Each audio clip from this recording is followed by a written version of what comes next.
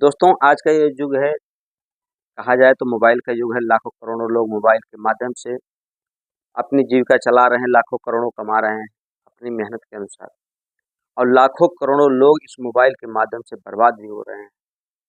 ना जाने कितने लोग इस मोबाइल के माध्यम से अच्छी-अच्छी जॉब, अच्छे-अच्छे उच्च पदों पर पहुँच गए हैं, क्योंकि वो एजुकेशन से जुड़े और एजुकेशन के माध्यम से अपने आप को सुदृढ़ करके एक नई ऊँचाइयों को, बुलंदियों को छू लिए।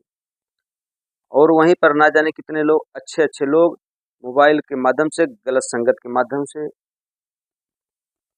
धरातल पे आ गए। दोस्तों, आज की कहानी भी कुछ ऐसी है कि जहाँ पर एक परिवार मोबाइल के माध्यम से गर्त में जाता है, चारों तरफ थू-थू होती है। दोस्तों, असल में ये बात है 2021 की। उत्तर प्रदेश का एक जिला लगता है गौतम बुद्ध नगर। गौतम बुद्ध नगर का एक थाना पड़ता है बिसरिक। बिसरिक गाँव का ये मामला है, जहाँ पर एक लड़का, एक लड़की और उसके माता और पिता, यानी कि 4 संपन्न परिवार होते हैं। दोनों भाई-बहन साथ में पढ़ते पढ़ते हैं और स्कूल भी जाते हैं। पिता जो होते हैं वो नौकरी-चाकरी करने के मज़दूर होते हैं, बाहर चले जाते हैं। जो माता होती हैं वो गृहिणी होती हैं, लोगों के घर जाते हैं, चूल्हा, चौका, बर्तन, खाना बनाती हैं। परिवार बहुत अच्छी तरीके से चल रहा था, छोटा भी था, समृद्ध भी एक प्रकार से कहा जाए तो था, क्योंकि चाहे जो भी हो काम उसको करना है, चाहे बड़ा हो, चाहे छोटा हो। दोस्तों, दोनों बच्चे जो थे, एक घर में मोबाइल पड़ी थी, उसी मोबाइल के माध्यम से दोनों अपना-अपना क्लास करते थे और बहुत अच्छी तरीके से पढ़ते थे। लेकिन एक दिन ऐसा आ जाता है कि उनकी जो उँगली होती है, धीरे-धीरे ना जाने किस गलत कीपैड पर चली जाती है और उसपे गलत वीडियो आने लगता है। दोनों भाई-बहन आपस में वो दोनों वीडियो देखते और उसी ढंग से अपने आप में संबंध बनाते। धीरे-धीरे, धीरे-धीरे ये मामला बीतता गया और लोगों के संज्ञान में तब आया जब उस लड़की का पेट बाहर आने लगा, वो लड़की प्रेग्नेंट हो गई। जैसे ही खबर लोगों को मिली, उसके घर वाले भी सन्न रह गए, माता-पिता भी परेशान हो गए कि आखिर ऐसा कैसे हो सकता है? तो ऐसा हो भी सकता है क्योंकि हम आप जब मोबाइल के माध्यम से देखते हैं तो उसमें हर तरह का वीडियो आता है। अपने बच्चों को, अपने भाई को, अपने बच्ची को अगर केयर नहीं करेंगे तो निश्चित तौर पर ऐसा घटना घट सकती है। नमस्कार, प्रणाम, मैं मोनू भारद्वाज। आज की जो सच्ची घटना लेकर आपके सामने आया हूँ, यह इससे भी ज़्यादा खौफनाक है। यहाँ तो मामला सिर्फ इतना ही था कि एक जो है लड़की का मामला था। लड़की जो है प्रेग्नेंट हो जाती है, लोगों की थू-थू होती है। लेकिन आज का जो मामला है, मध्य प्रदेश का एक जिला लगता है रीवा और रीवा का एक थाना लगता है जवा। दरअसल ये जो जवा की घटना है, मैं बात कर रहा हूँ एक परिवार की, 24 अप्रैल 2024 की। दोस्तों, उसमें 5 सदस्य होते हैं और 5 सदस्य में 3 बहनें होती हैं, 1 भाई होता है। और एक भाई होता है और भाई जो होता है वो अपनी बहन से बड़ा होता है और 2 बहनें उसकी बड़ी होती हैं। पिता जो होते हैं काम पे चले जाते हैं और लड़का जो होता है अपने मोबाइल लिए रहता है हमेशा और मोबाइल में ही वीडियो देखता, शूट करता है। जब उसके घर वाले कहते कि आखिर मोबाइल में क्या कर रहा है, तो बोलता है कि मैं पढ़ाई कर रहा हूँ। लगातार ये क्रम चलता गया और लड़का भी पढ़ता जा रहा था, कॉलेज जा रहा था, स्कूल जा रहा था। एक दिन ऐसा आता है कि घर में चारपाई की कुछ समस्या हो गई, एक चारपाई जो थी वो टूट गई। तो जो भाई था उसके पास उनकी जो छोटी बहन थी, वो सो गई। जब सो गई तो जो लड़का था उसको रोज़ की भांति उसको एक आदत सी लग गई थी, बहुत बुरी आदत लग गई थी पोर्नो वीडियो देखने की। वह वीडियो को देखने लगा और जब देखने लगा तो देखते-देखते वह उसी विचारधारा में आ गया और अपनी बहन के साथ कुकर्म करने लगा। जब उसकी बहन उसको रोकने का प्रयास करती है, अब 9 साल की बच्ची, आप समझ सकते हैं कि कितना ज़्यादा विरोध कर पाती और कितना ज़्यादा सहन कर पाती। लेकिन उसका जो भाई था 15-16 साल का, अपनी बहन का लगातार शोषण करता रहा। जब वह शोर मचाने लगी। एक बार वो खोल करके तो उसका भाई क्या किया, उसका गला दबाकर उसकी हत्या कर दिया। उसकी सांसें कुछ चल रही थी, तभी जब शोर सुने उसके घर वाले, उसकी माँ, उसकी बहन, तो दौड़ते हुए आए तो देखे कि ये तो लड़की बिल्कुल मरी अवस्था में पड़ी हुई है। लड़का भी था मौके पर, उसका भाई। तो जब उससे पूछते हैं कि आखिर ये सब कैसे हुआ, तो वो लड़का बताता है। तो जब वो बताता है कि ऐसी ऐसी बात है, तो लड़की की जो माँ होती है वो कहती है कि तुम्हारा अगर पिता अभी घर पे है नहीं, रोजी रोटी के सिलसिले से बाहर गए हुए हैं, जब वो आएंगे तो ये लड़का जो है पूरी बात उनको बता देगा। समाज में बहुत बदनामी होगी और तुम्हारे साथ क्या होगा ये तो भगवान जाने। क्योंकि वो 3 भाइयों में इकलौता भाई था और उसकी मोह माया उसकी माता जो उसको ज़्यादा करती थी दोस्तों। जो 2 बहनें थीं, वो बहनें भी उसका सपोर्ट करने लगी और कहीं कि इसका किसी भी प्रकार से इसे पीछा छुड़ा लो, इसकी हत्या कर दो। उसके बाद तीनों मिल करके उस बच्ची का गला दबा करके हत्या कर देते हैं और आंगन में ले जाकर सुला देते हैं। उसके बाद जब सुबह होती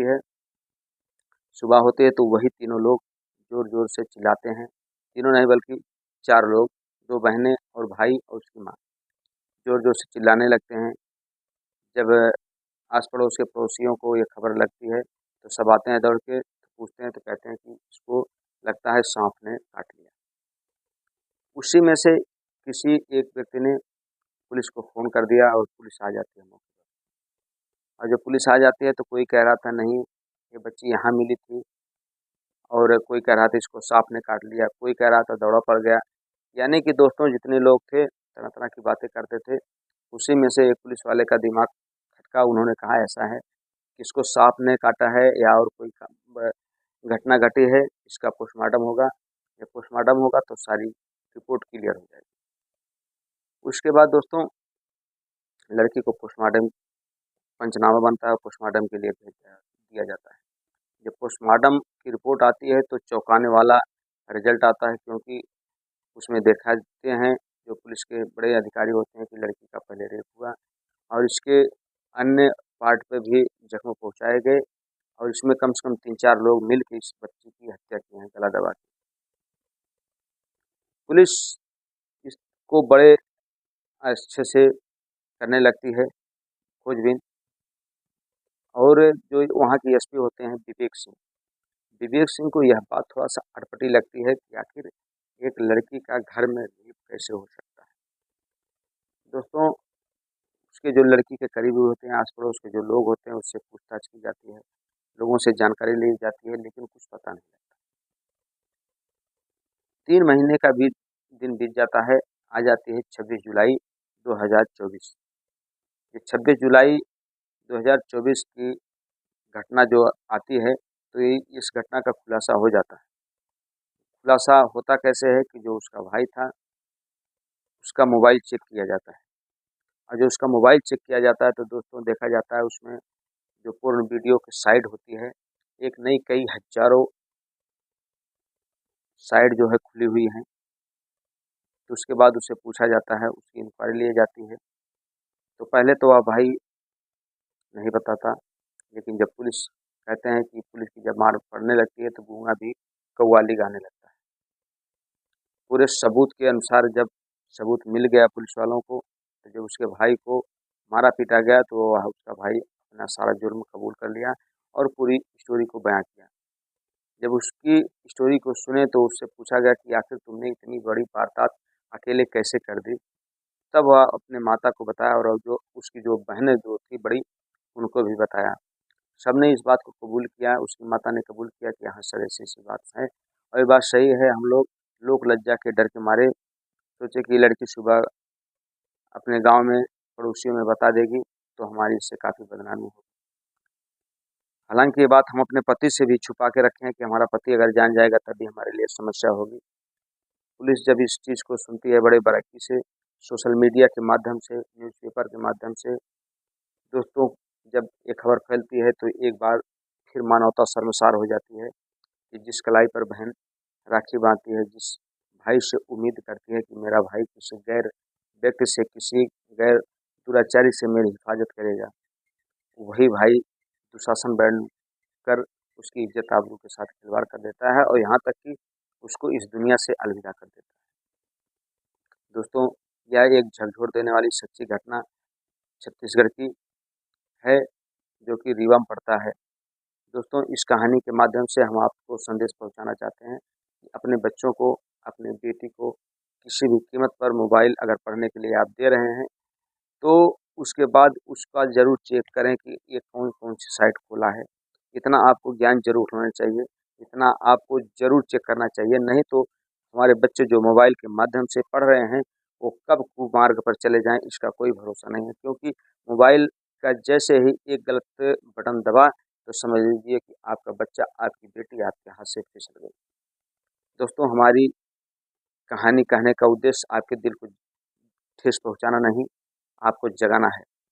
दोस्तों, हमारी कहानी को, हमारे चैनल को जो सपोर्ट करते हैं, हम उनके बहुत आभारी हैं। उनके नाम इस प्रकार हैं: जय किशन भारद्वाज आजमगढ़ से, नरेंद्र राजभर, सतीश प्रजापति आजमगढ़ की धरती से, धीरज डॉक्टर संतोष, प्रिंस और सुंदरम और डॉक्टर प्रमोद राजभर जी, आपको सत प्रणाम, क्योंकि आप हमारी श्री राम भैया जी, आप हमारी कहानी को बहुत सपोर्ट करते हैं।